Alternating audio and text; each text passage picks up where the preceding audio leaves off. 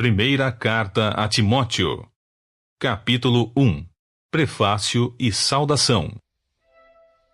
Paulo, apóstolo de Cristo Jesus, por ordem de Deus, nosso Salvador, e de Cristo Jesus, a nossa esperança, a Timóteo, meu verdadeiro filho na fé. Graça, misericórdia e paz, da parte de Deus Pai e de Cristo Jesus, nosso Senhor. Cuidado com os falsos mestres. Conforme te solicitei, quando partia para a Macedônia, permanece em Éfeso para advertires a certas pessoas que não mais ensinem doutrinas falsas, e que parem de dar atenção a mitos e genealogias intermináveis que causam discórdias em lugar de propagarem a obra de Deus, que tem como fundamento a fé. O alvo dessa orientação é o amor, que procede de um coração puro, de uma boa consciência e de uma fé sincera.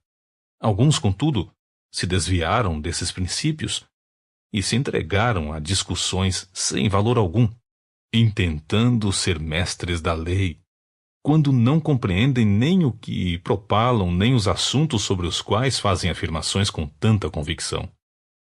A lei e os seus reais objetivos.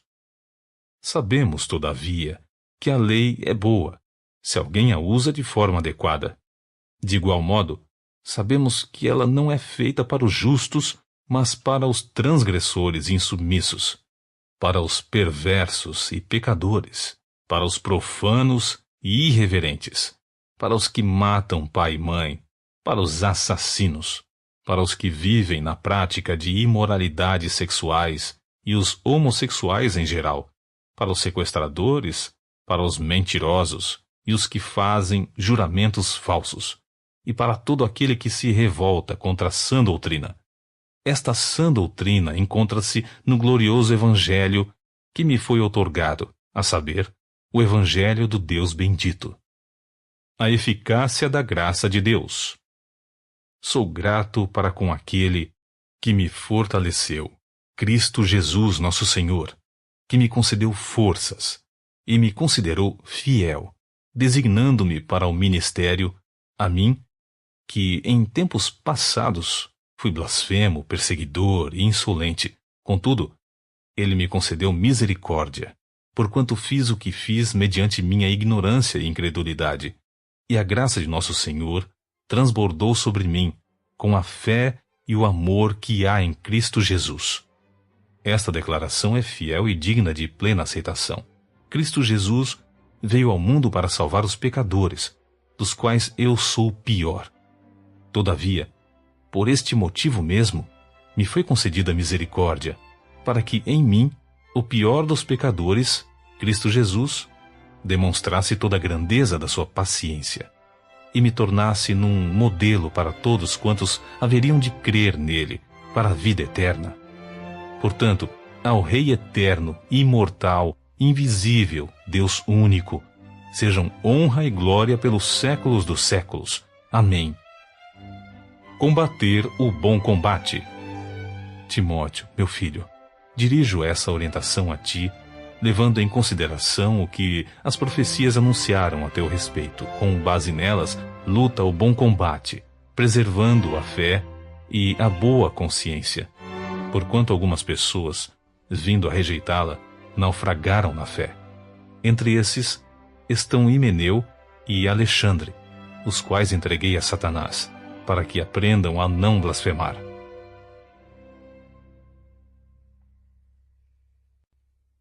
Capítulo 2. Adoração e intercessão.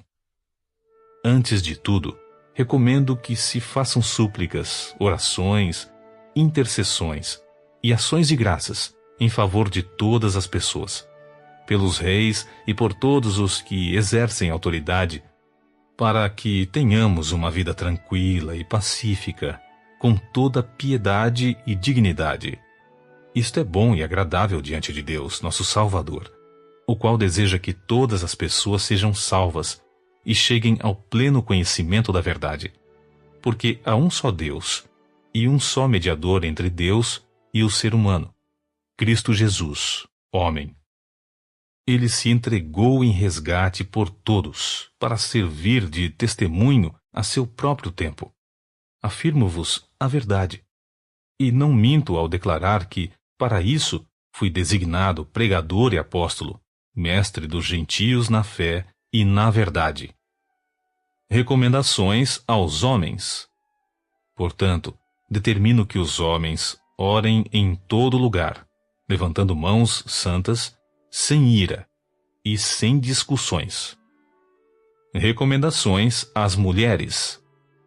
Semelhantemente, recomendo que as mulheres se vistam com decência, modéstia e discrição, não com tranças, nem com ouro ou pérolas, nem com roupas muito caras, mas que se vistam de boas obras, como convém a mulheres que professam servir ao Senhor.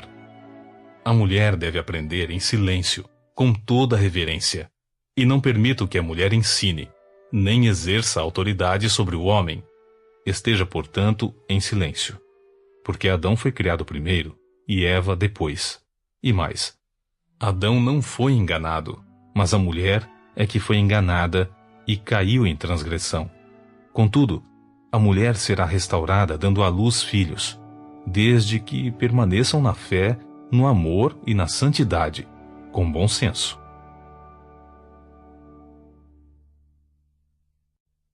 Capítulo 3. Recomendações aos líderes. Esta é uma declaração digna de todo crédito. Se alguém almeja o episcopado, de fato, deseja algo excelente.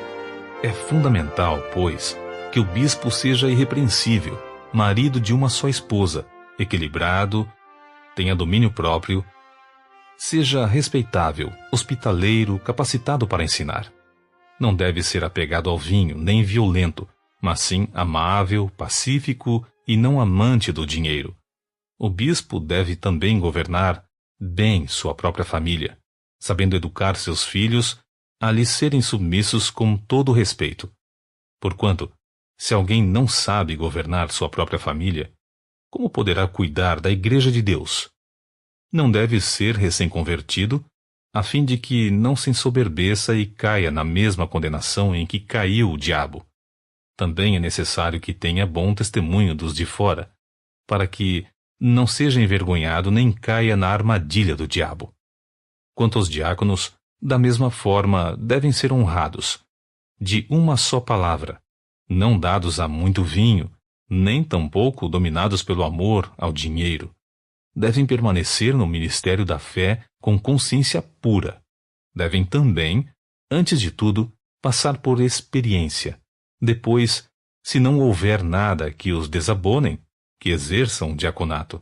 As mulheres, da mesma maneira, devem ser respeitáveis, não caluniadoras, moderadas e fiéis em tudo. Os diáconos devem ser maridos de uma só esposa, e governar bem os filhos e a própria casa, pois todos aqueles que servirem bem como diáconos alcançarão uma posição de honra e muita intrepidez na fé que há em Cristo Jesus. Ainda que alimente a esperança de ver-te em breve, escrevo-te estas orientações. Contudo, se eu demorar, fiques ciente de que as pessoas devem comportar-se na casa de Deus, que é a Igreja do Deus vivo, coluna e fundamento da verdade. Sem dúvida, grande é esse mistério da fé. Deus foi manifestado em carne, foi justificado no Espírito, contemplado pelos anjos, pregado entre as nações, crido no mundo e recebido acima na glória. Capítulo 4. Recomendações a Timóteo. O Espírito Santo afirma expressamente que nos últimos tempos alguns se desviarão da fé e darão ouvidos a espíritos enganadores e a doutrina de demônios, sob a influência da hipocrisia de pessoas mentirosas que têm a consciência cauterizada. São líderes que proíbem o casamento e ordenam a abstinência de alimentos que Deus criou para serem recebidos com ações de graças pelos que são fiéis e estão bem firmados na verdade. Pois tudo o que Deus criou é bom, e nada deve ser rejeitado, se puder ser recebido com ações de graças, porquanto é santificado pela palavra de Deus e pela oração. Orientando aos irmãos quanto a esses assuntos, serás bom ministro de Cristo Jesus, nutrido pelas palavras da fé e da boa teologia que tens seguido. Mas rejeita as fábulas profanas e os falatórios dos insensatos. Exercita-te, porém, na piedade. O exercício físico, de fato, é de algum valor. No entanto, a piedade para tudo é proveitosa, porquanto traz consigo a promessa da vida presente e futura.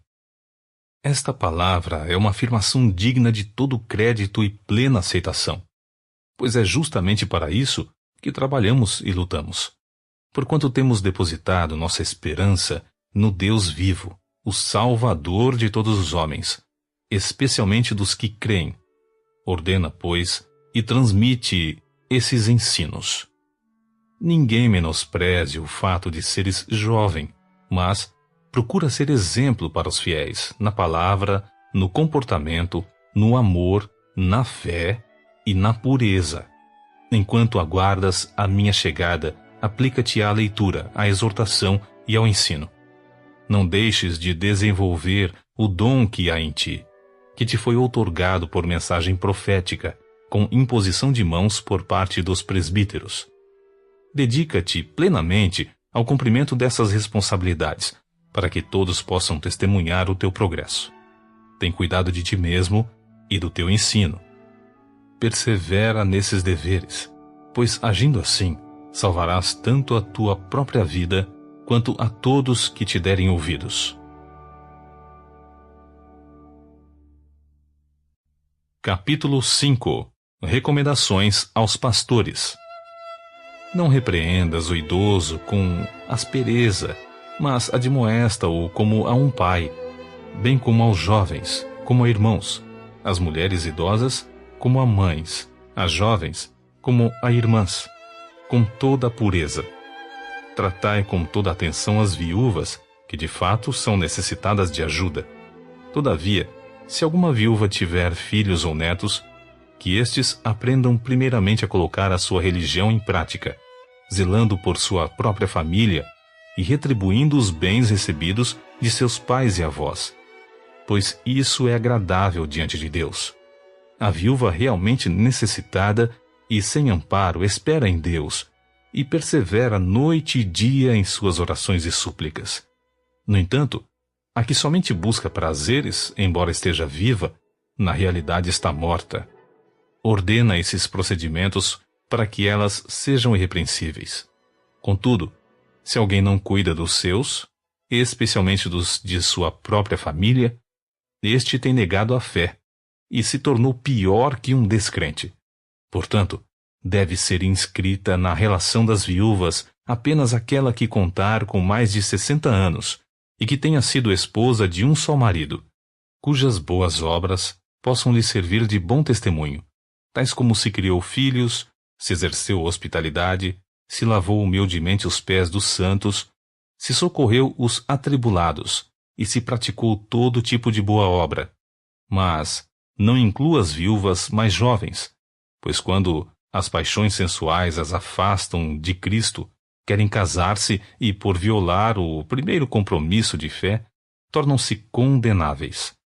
Mais do que isso, aprendem também a ser desleixadas em relação ao trabalho, perambulando de casa em casa, e não somente dadas ao ócio, mas também fofoqueiras e indiscretas, comentando assuntos que não lhes dizem respeito.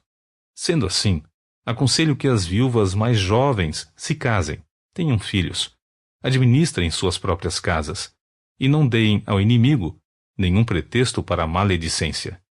Algumas, de fato, já se desviaram seguindo a Satanás. Se uma mulher crente tem viúvas em sua família, esta deve cooperar com elas. Evitai que a igreja seja sobrecarregada com o trabalho de ajudá-las. As viúvas realmente desamparadas são as que devem receber a ministração desse auxílio por parte da igreja. Os presbíteros, que administram bem a igreja, são dignos de dobrados honorários. Principalmente, os que se dedicam ao ministério da pregação e do ensino. Porquanto, afirma a Escritura, não amordaces a boca do boi quando estiver debulhando o cereal, e ainda, digno é o trabalhador do seu salário. Não aceites acusação contra um presbítero, se não houver mais 2 ou 3 testemunhas. Quanto aos que vivem na prática do pecado, repreende-os na presença de todos, para que os outros, de igual maneira, se encham de temor. Eu te exorto solenemente, diante de Deus, de Cristo Jesus e dos anjos eleitos, a que procures obedecer todas essas instruções sem parcialidade, e não faças nada por partidarismo. Não imponhas as mãos precipitadamente sobre alguém, nem participes dos pecados dos outros. Conserva-te, pois, em pureza de vida. Por causa do teu estômago e das tuas frequentes enfermidades, não bebas somente água, mas também um pouco de vinho. Os pecados de alguns homens aparecem antes mesmo de serem julgados. Os de outros são descobertos depois. Da mesma forma, as boas obras se tornam evidentes, enquanto as obras más não podem permanecer ocultas. Capítulo 6. Recomendações aos que servem. Todos os servos que são escravos devem considerar seus senhores dignos de toda a honra, para que o nome de Deus e o nosso ensino não sejam blasfemados. E os que possuem senhores crentes não devem alimentar por eles respeito menor, isso pelo fato de serem irmãos. Ao contrário, devem servi-los ainda melhor, porquanto os que se beneficiam do seu serviço são fiéis e amados. Ensina, pois, essas orientações. O perigo fatal da cobiça. Se alguém ensina falsas doutrinas e não concorda com a sã doutrina de nosso Senhor Jesus Cristo e com a teologia que é segundo a piedade, é arrogante e nada compreende. Todavia, delira em questões e controvérsias acerca de palavras. Dessa atitude brotam as invejas, brigas, difamações, suspeitas malignas, batalhas constantes entre aqueles que têm a mente corrompida e que são privados da verdade, os quais imaginam que a piedade é fonte de lucro. De fato, a piedade acompanhada de alegria espiritual é grande fonte de lucro, porque ingressamos neste mundo sem absolutamente nada, e ao partirmos daqui, nada podemos levar. Por isso, devemos estar satisfeitos se tivermos com o que nos alimentar e vestir. No entanto, os que ambicionam ficar ricos caem em tentação, em armadilhas e em muitas vontades loucas e nocivas, que atolam muitas pessoas na ruína e na completa desgraça. Porquanto o amor ao dinheiro é a raiz de todos os males, e por causa dessa cobiça, alguns se desviaram da fé e se atormentaram em meio a muitos sofrimentos. Exortações aos homens de Deus. Porém, tu, ó homem de Deus, foge dessas ciladas e segue a justiça, a piedade, a fé, o amor, a constância e a mansidão. Combate a boa batalha da fé. Toma posse da vida eterna, para a qual foste convocado, tendo já realizado boa confissão diante de muitas testemunhas. Na presença de Deus, que a tudo dá vida, e de Cristo Jesus, que perante Pôncio Pilatos fez o perfeito testemunho, eu te exorto. Guarda este mandamento imaculado e irrepreensível até a manifestação de nosso Senhor Jesus Cristo, a qual Deus fará com que se cumpra no seu devido tempo. Ele é o bendito e único soberano, o Rei dos reis e Senhor dos senhores, o único que é imortal e habita em luz inacessível, a quem ninguém viu nem pode ver. A ele sejam honra e poder para sempre. Amém. Recomendações aos ricos. Ordena aos que são ricos no presente mundo que não sejam orgulhosos, nem depositem a esperança na incerteza das riquezas, mas em Deus, que nos concede generosamente tudo o que precisamos para viver satisfeitos. Orienta-os a praticarem o bem e que sejam ricos em boas obras, sensíveis, solidários e generosos. Dessa maneira, acumularão um valioso tesouro para si mesmos, um firme fundamento para a era que há de vir, e assim alcançarão a verdadeira vida. Apelo final e bênção apostólica. Timóteo, guarda o tesouro que te foi confiado, evitando as conversas inúteis e profanas, assim como as elucubrações sem fundamento que muitos chamam de saber. Ora, alguns professando tal conhecimento se desviaram da fé. A graça seja convosco.